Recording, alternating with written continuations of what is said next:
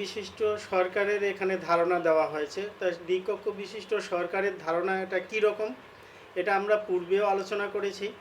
তা আজকে 18 নম্বর অনুচ্ছেদ আলোচনা করার পূর্বে আমরা দ্বিকক্ষ বিশিষ্ট সরকার ব্যবস্থার একটা ধারণা আবার আপনাদেরকে দিই।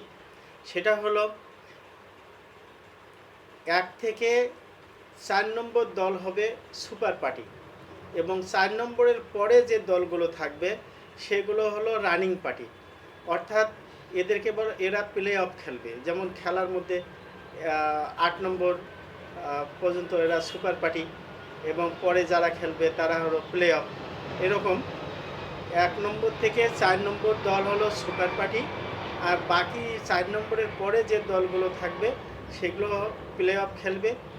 অর্থাৎ তারা প্রতিদ্বন্দ্বিতা করবে কিন্তু কোনো রাষ্ট্রীয় সুযোগ সুবিধা পাবে না।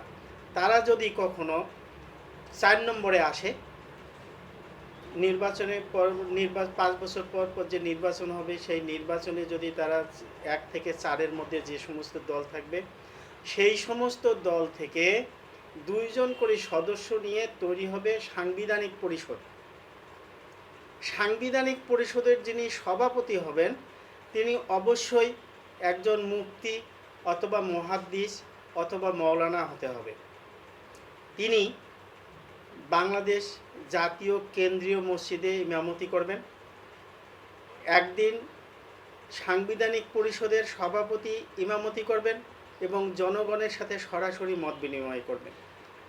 আর পরে আরেকটা শুক্রবারে দুদুকের যিনি সভাপতি হবেন তিনি জনগণের সাথে মত বিনিময় করবেন, জনগণের সাথে কথা বলবেন। তিনিও জাতীয় মসজিদের ইমামতি করবেন। অর্থাৎ সাংবিধানিক পরিষদের সভাপতি একদিন ইমামতি করবেন, আর দুদুকের যিনি সভাপতি হবেন তিনি একদিন ইমামতি করবেন। অর্থাৎ দুদুকের যিনি সভাপতি হবেন তিনিও একজন মুফতি, মাওলানা অথবা মুহাদ্দিস সার্টিফিকেটধারী হতে হবে। এরপরে এই সাংবিধানিক পরিষদের অধীনে থাকবে নির্বাচন কমিশন, দুদক, বিচার বিভাগ এবং র্যাব ফোর্স। তাহলেই আমরা ন্যায় বিচার আশা করতে পারি এবং নিরপেক্ষ কোনো কাজ আশা করতে পারি। নিরপেক্ষ নির্বাচন, একটা বস্তুনিষ্ঠ নির্বাচন আশা করতে পারি। এর বাইরে আমরা কখনোই কোনো একটা সরকারের অধীনে নিরপেক্ষ নির্বাচন আশা করতে পারি না।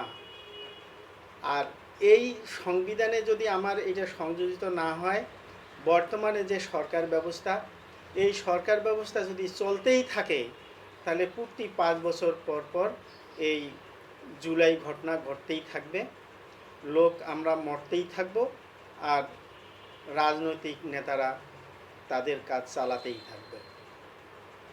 যেমন ধরুন